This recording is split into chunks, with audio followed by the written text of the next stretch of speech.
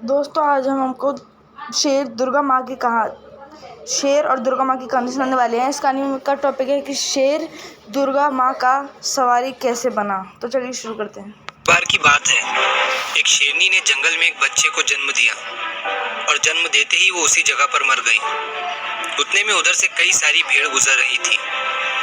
वो शेर का बच्चा जिसने अभी अभी दुनिया में कदम रखा था, वो उन भेड़ों के साथ मिलकर चला गया। अब वो शेर का बच्चा एक भेड़ की तरह पलने लगा और उन भेड़ों के साथ रहकर वो खुद को भी एक भेड़ ही समझने लगा था। उसने कभी मांस नहीं खाया और वो भेड़ों के साथ मिलकर घास खाने लगा था। उसे कुछ आइडिया ही नहीं था कि एक शेर कैसे रहता है और कैसे अपनी जिंदगी गुजारता है। और उसे ये तक नहीं पता था कि वो एक शेर है, क्योंकि उसके चारों तरफ भेड़ ही भेड़ थी और भेड़ों के ही साथ वो पलने लगा था। उसने कभी शेर की तरह नहीं दहाड़ा।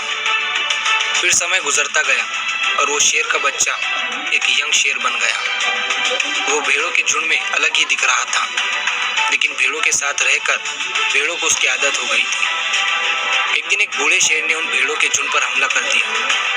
जब उस बूढ़े शेर ने भेड़ों के झुंड में इस यंग शेर को देखा तो वो हैरान हो गया। उसे अपनी आंखों पर विश्वास नहीं हो रहा था। उसने देखा कि एक यंग शेर भेड़ों के साथ घूम रहा है। उसने पहले कभी ऐसा नहीं देखा था। वो ये भूल गया कि वो वहां पर भेड़ों को पकड़ने आया था। उसने सोचा कि वो उस शेर से बात करेगा और पूछेगा कि ये सब क्या हो रहा है। उस बूढ़े शेर ने भेड़ों के झुंड पर फिर से हमला किया उस शेर को पकड़ने के लिए। भेड़ों ने जैसे ही उस बूढ़े शेर को देखा, वो सब अपनी जान बचाकर भागने लगे और उन भेड़ों के साथ वो शेर भी अपनी जान बचाकर भागने लगा।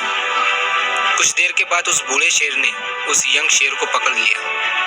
बूढ़े शेर ने उस यंग शेर से कहा, अरे बेवकूफ, तू मुझे देखकर भाग क्यों रहा है?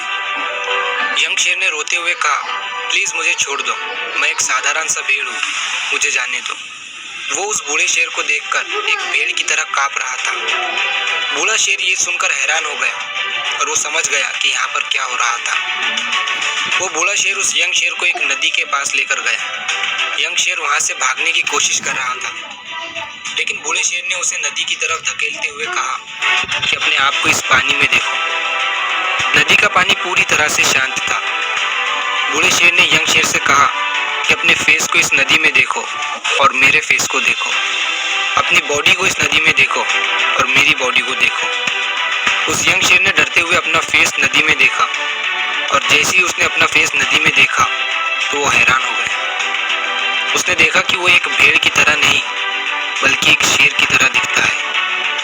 वो रियलिटी को समझ गया कि वो एक भेड़ नहीं बल्कि एक शेर है और एक सेकंड के अंदर ही उसने एक शेर की तरह दहाड़ा।